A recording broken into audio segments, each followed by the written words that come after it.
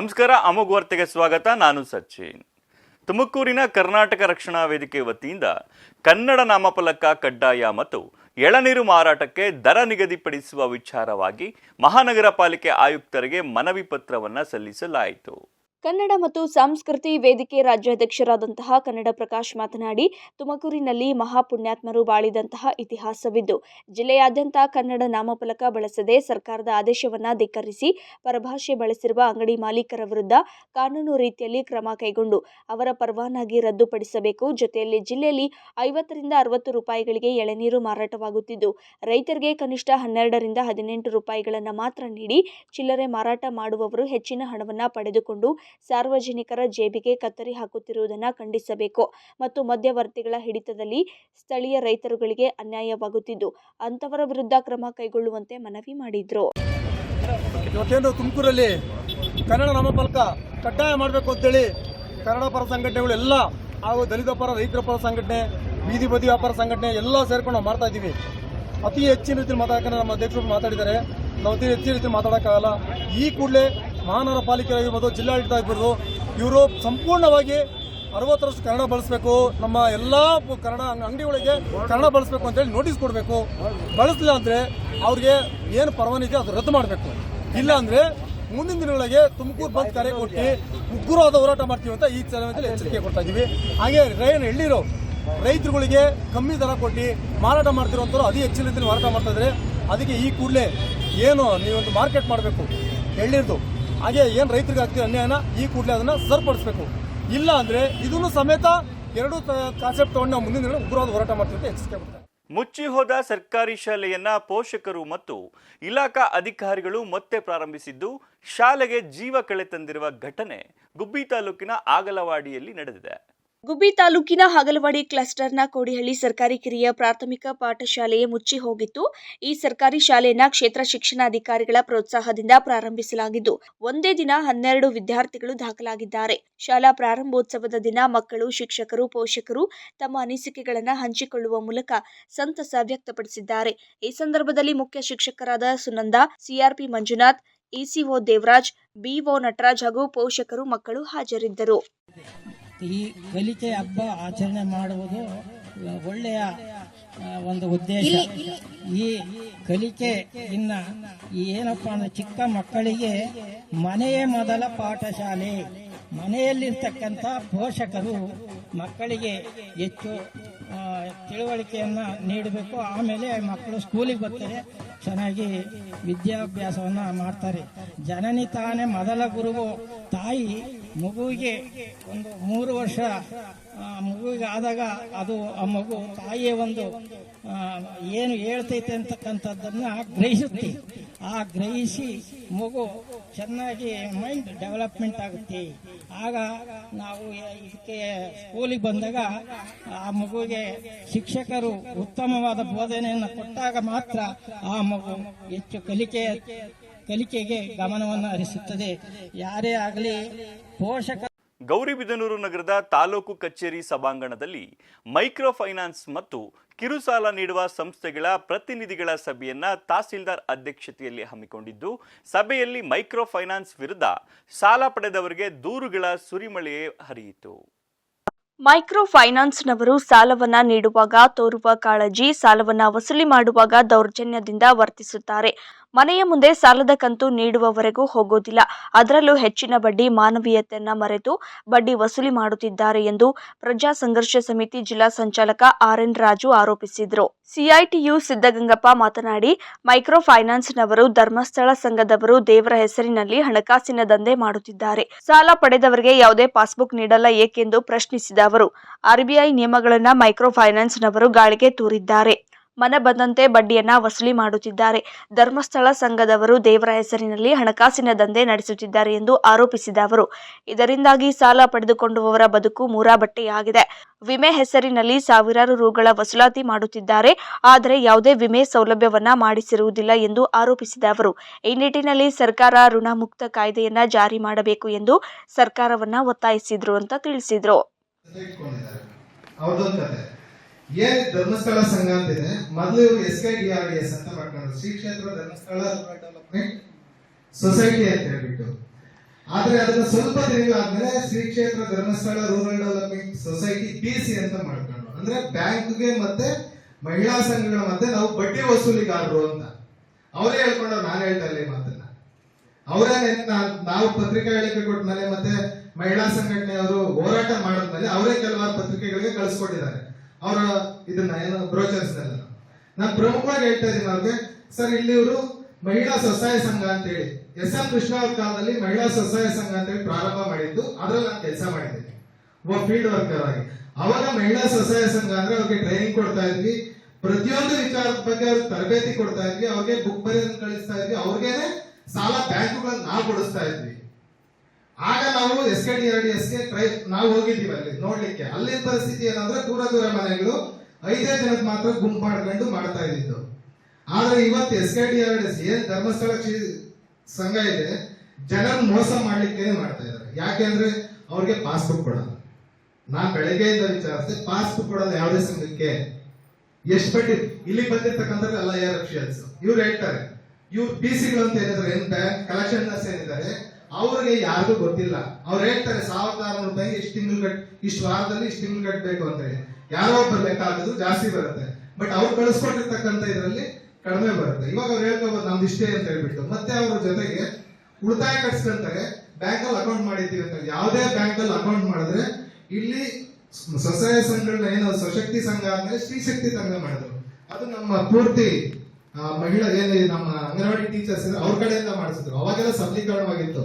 ಈ micro finance ಮತ್ತೆ ಧರ್ಮಸ್ಥಳದ ದುಡ್ಡು ಮಾಡ್ಲಿಕ್ಕೆ, ದುಡ್ಡಿನ ದಂಧೆ ಮಾಡ್ಲಿಕ್ಕೆ ಹಿಡಿದು ಬ್ಯಾಂಕ್ ಅವ್ರ ಮಧ್ಯೆ ಇವ್ರು ಅಗ್ರಿಮೆಂಟ್ ಮಾಡ್ಕೊಂಡು ವರ್ಡಿಂಗ್ಸ್ ಬದಲಾಯಿಸ್ಕೊಂಡು ಇವ್ರನ್ನ ಬಡ್ಡಿ ವ್ಯವಹಾರ ಅಂತ ಹೇಳ್ಕೊಳ್ಳಲ್ಲ. ನಾವು ಬ್ಯಾಂಕು ಮತ್ತೆ ಸಂಘದ ಮಧ್ಯೆ ಹಣ ವಸೂಲಿ ಮಾಡ್ತಕ್ಕಂಥವ್ರು ಅಂತ ಅವರೇ ಹೇಳ್ಕೊಳ್ತಾರೆ. ಅಂದ್ರೆ ಈ ಕೆಲಸ ಮಾಡಕ್ ಧರ್ಮಸ್ಥಳ ಸಂಘನೇ ಬೇಕಾ, ದೇವರ ಹೆಸರೇ ಬೇಕಾ? ಬಡ್ಡಿ ಸರ್ ಇವಾಗ ಅವ್ರ ಬುಕ್ ತೆಗೆದು ನೋಡಿ, ನಾವು ಸ್ವಶಕ್ತಿ ಮತ್ತೆ ಸ್ತ್ರೀ ಶಕ್ತಿ ಸಂಘದ ನೀವು ರೆಸಲ್ಯೂಷನ್ ಬುಕ್ಸ್ ನೋಡಿ, ಅಲ್ಲೆಲ್ಲ ಏನೆಲ್ಲ ಚರ್ಚೆ ಮಾಡ್ತಿದ್ರು ಅಂತ. ಇವ್ರ ಬುಕ್ ತೆಗೆದು ನೋಡ್ರಿ, ಬರೀ ದುಡ್ಡು ಎಷ್ಟು ಕಟ್ಟಿದ್ದಾರೆ, ಉಳಿತಾಯ, ಸಾಲ, ಇಷ್ಟು ಬಿಟ್ರೆ ಏನು ಆಗಿಲ್ಲ. ಇವಾಗ ಮತ್ತೆ ಸ್ವಸಹಾಯ సంఘದ స్వరూపమే బదలావణ ಮಾಡಿದ್ದಾರೆ. మా కష్టాన్ని మేము తీసుకున్నాము, అట్లనే కడతాము. వాళ్ళు చిచ్చోళ్ళు ఏం చేస్తారంటే ఇన్సూరెన్స్ ఫీజు అని పట్టుకుంటారు. ఇన్సూరెన్స్ ఫీజు అని ఒకటి, డాక్టర్ ఫీజు భార్యకి భర్తకి ఏమన్నా అయ్యి వాళ్ళ హాస్పిటల్ ఏమన్నా ఇదైతే వాళ్ళు అడ్మిట్ అయితే నెలకు రోజు 1000 రూపాయలు ఇస్తాం వాళ్ళకి అని. అవి ఇన్సూరెన్స్ ఫీజు అని చెప్పనని 1200 పట్టుకుంటారు. తిరగా పైది అదే ఇది అని చెప్పి బ్యాంక్ ఫీజు 1000 పట్టుకుంటారు. మొత్తం అంతా టోటల్ గా 50,000 రూపాయల డబ్బులు మాకు చేసించే లోపల కనీసం లేదంటే 5,000 రూపాయలు అక్కడ పోతుంది సార్. అది పోనీ ఇంకా అది విడిచిపెట్టేసి మళ్ళా నెలకోసారి మేము కంతు కడతా అంటాము. కంతు కడతా అన్నా కూడా సంవత్సరానికి వచ్చేసి 2 ఏళ్ళకి వచ్చేసి 24 నెలలు కదా సార్. 24 నెలలు అయితే 26 నెలలు వేస్తారు సార్ మాకు కంతు. సంవత్సరం 2 ఏళ్ళ మీద 2 నెలలు జాస్తి వేస్తారు సార్ కంతు కంటే. మేము అన్ని దాంట్లోనూ అంతే, ఆశీర్వాదం అంతే, ఉద్యోగంలో అంతే, ముత్తూరు ఫైనాన్స్ అంతే, అన్ని దాంట్లోనూ అంతే సార్. 2 ఏళ్ళ మీద 2 నెలలు జాస్తి వేస్తారు. ఇవన్నీ పోయి ఆటికి వడ్డీ పడి ఈ వడ్డీ ఇవన్నీ లెక్కేసుకుంటే సార్ 50,000 ఇచ్చేదాకా 30,000 వడ్డీ కడతాం సార్. మేము పొలాలంటే వ్యాపారం చేసుకొని పోతాము. బట్టల వ్యాపారం చేసేవాళ్ళు మేము సార్. మేము బట్టల వ్యాపారం చేస్తాం పల్లెలంటే. కనీసం ఎంతమంది కూర్చున్నారు ఫైనాన్స్ వాళ్ళు, వాళ్ళంతా మమ్మల్ని చూడండి సార్. ఒక రోజుకి వచ్చి 3 ఊర్లు తిరుగుతాం సార్ వ్యాపారం చేసి. ఆడవాళ్ళు వేసుకొని ఆడవాళ్ళు వేసుకొని తిరుగుతాం సార్. వీళ్ళు సారాలు అంతా చూడారు. కనీసం ఒక టైమింగ్ ఒక అర్ధగంట సేపు లేట్ సార్. ఒక రోజుతో బస్సు మీరంతా మాకు తండ్రి గారితో సమానమే. స్నానం చేస్తాను సార్ బస్సులో. కనీసం సార్ స్నానం చేస్తానని అక్కడ ఎవరైనా కూర్చోండి సార్, వచ్చి ఒక 5 నిమిషాలు అయింది సార్ వస్తానన్నా కూడా బయటకు పోరు సార్. వాళ్ళు కుర్చీ వేసుకొని ఆడే కావిడి కూర్చుంటారు. కుర్చీ వేసుకొని ఆడే కావిడి కూర్చుంటారు. అప్పుడు నేను వచ్చి స్నానం చేసుకుని వచ్చి ಜಿಲ್ಲಾ ಸಹಕಾರ ಸಂಘದ ಅಧ್ಯಕ್ಷ ಶಂಕರ್ ಮಾತನಾಡಿ, ಸೌಜನ್ಯದಿಂದ ಸಾಲವನ್ನ ವಸೂಲಾತಿ ಮಾಡಬೇಕು. ಸಾಲ ನೀಡಿದ್ದಕ್ಕೆ ಸಾಲಗಾರರಿಗೆ ಕಿರುಕುಳ ನೀಡಬಾರದು. ಮನೆಯ ಮುಂದೆ ದೌರ್ಜನ್ಯ ಮಾಡುವುದು ಕಾನೂನು ರೀತ್ಯ ಅಪರಾಧವಾಗಿದೆ.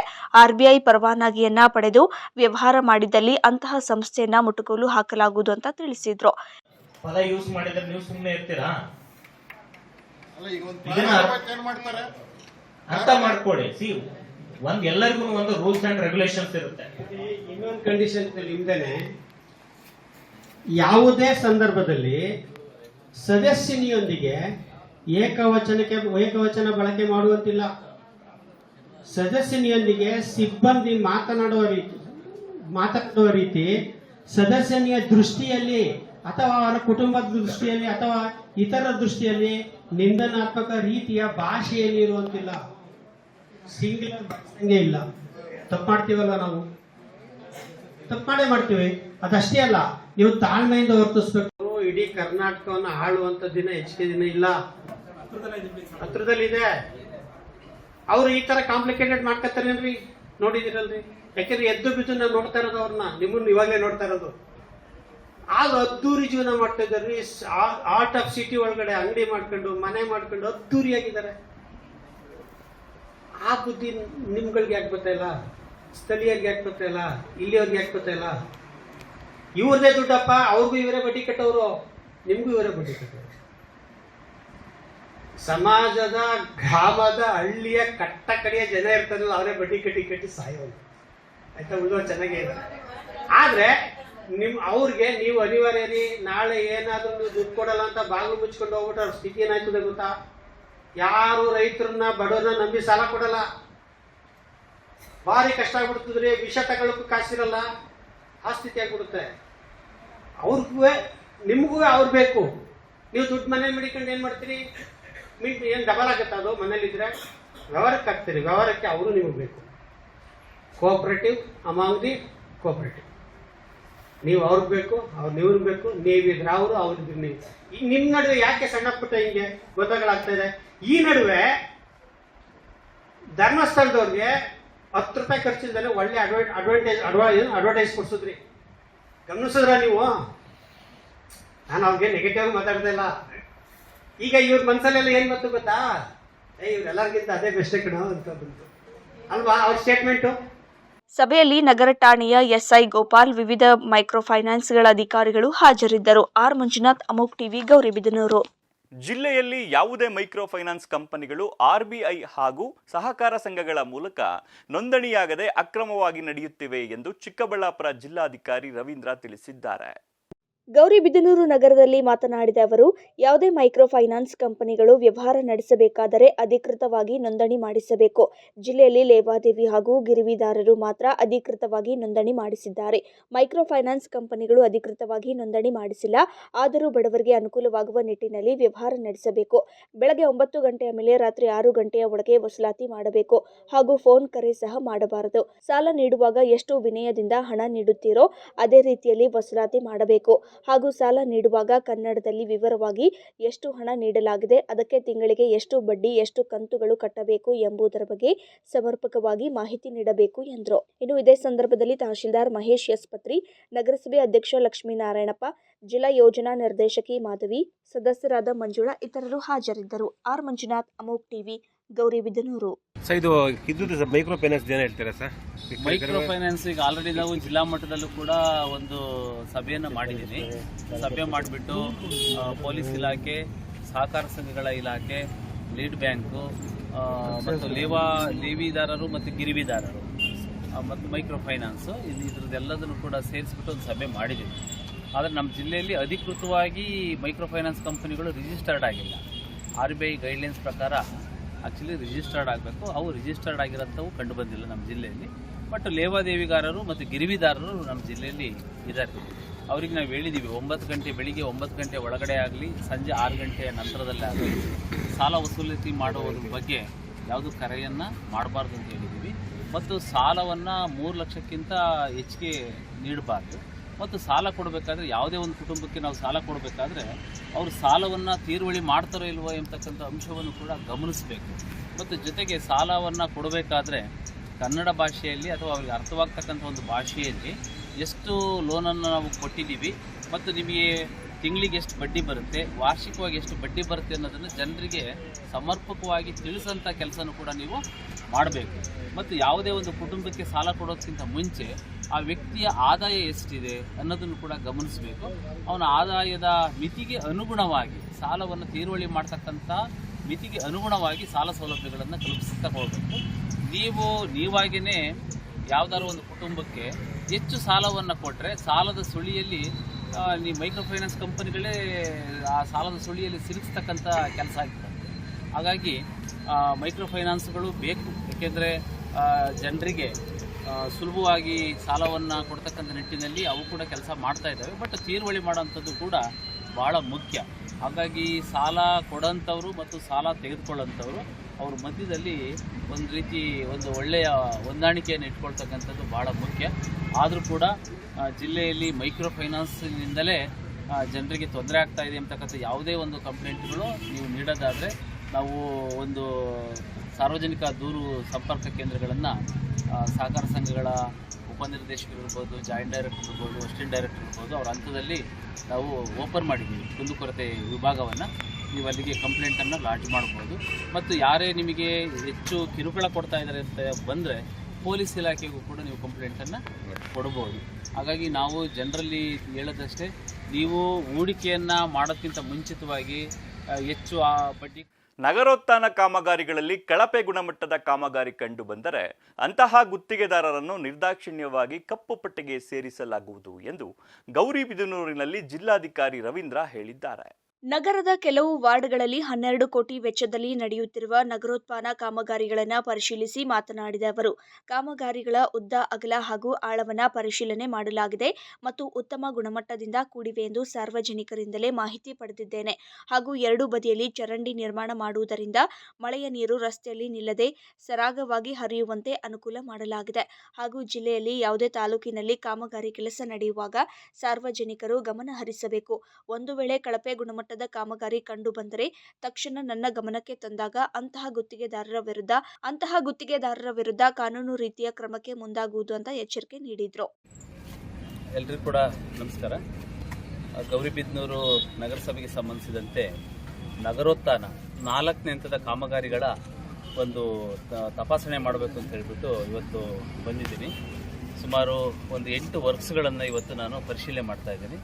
ಈಗ ಆಲ್ರೆಡಿ ಇದು 4ನೇ ವರ್ಕ್ಸನ್ನು ನಾವೀಗ ನೋಡ್ತಾ ಇದ್ದೀವಿ. ಅಂದರೆ ಏನು ಕಾಮಗಾರಿಗಳನ್ನು ನಿರ್ವಹಣೆ ಮಾಡಿರ್ತಕ್ಕಂಥದ್ದನ್ನು ಮೆಜರ್ಮೆಂಟ್ಗಳನ್ನು, ಮೂಲ ಮೆಜರ್ಮೆಂಟ್ ಏನು MB ಬುಕ್ಕಲ್ಲಿ ಮೇಂಟೈನ್ ಮಾಡಿದ್ದಾರೆ ಅದಕ್ಕೆ ತಕ್ಕಂತೆ ಇದೆಯೇ ಇಲ್ಲವೇ ಅನ್ನೋದನ್ನು ನೋಡೋಂಥದ್ದು ಒಂದು ಭಾಗ. ಜೊತೆಗೆ ಗುಣಮಟ್ಟವನ್ನು ಖಾತ್ರಿ ಮಾಡ್ಕೊಳ್ಳೋವಂಥದ್ದು ಮತ್ತೊಂದು ಭಾಗ. ಹಾಗಾಗಿ ಉದ್ದ, ಅಗಲ ಮತ್ತು ರೋಡ್ ಡೆಪ್ತು ಅದೆಲ್ಲದನ್ನು ಕೂಡ ನಾವು ನೋಡಿದಾಗ ಅಳತೆಗಳು ಸಮರ್ಪಕವಾಗಿ ಇದೆ ಮತ್ತು ಕ್ವಾಲಿಟಿನೂ ಕೂಡ ಚೆನ್ನಾಗಿ ಕೆಲಸ ಮೂಡಿ ಬಂದಿದೆ. ಮತ್ತು ಇಲ್ಲಿರ್ತಕ್ಕಂಥ ಸಾರ್ವಜನಿಕರೊಂದಿಗೆ ಕೂಡ ನಾನು ನಿಮ್ಮ ಎದುರಿಗೆ ಈಗ ಕೆಲವು ಜನ ಮಾತಾಡಿಸ್ತೀನಿ ವರ್ಕ್ಗಳ ಬಗ್ಗೆ ನಿಮ್ಮ ಏನಿದೆ ಅಭಿಪ್ರಾಯ ಅಂತ. ಕೆಲಸ ಚೆನ್ನಾಗಿ ಮಾಡಿದ್ದಾರೆ ಅಂತಕ್ಕಂಥ ಅಭಿಪ್ರಾಯವನ್ನು ಕೂಡ ವ್ಯಕ್ತಪಡಿಸಿದ್ದಾರೆ. ಹಾಗಾಗಿ ಸುಮಾರು 12 ಕೋಟಿ ರೂಪಾಯಿಗಳ ಕೆಲಸ ಇದು ಫೇಸ್ 4ರಲ್ಲಿ. ಹಾಗಾಗಿ ಇನ್ನೊಂದಿಷ್ಟು ಕಾಮಗಾರಿಗಳನ್ನು ಮುಗಿಸ್ತಕ್ಕಂಥದ್ದು ಬಾಕಿ ಇದೆ.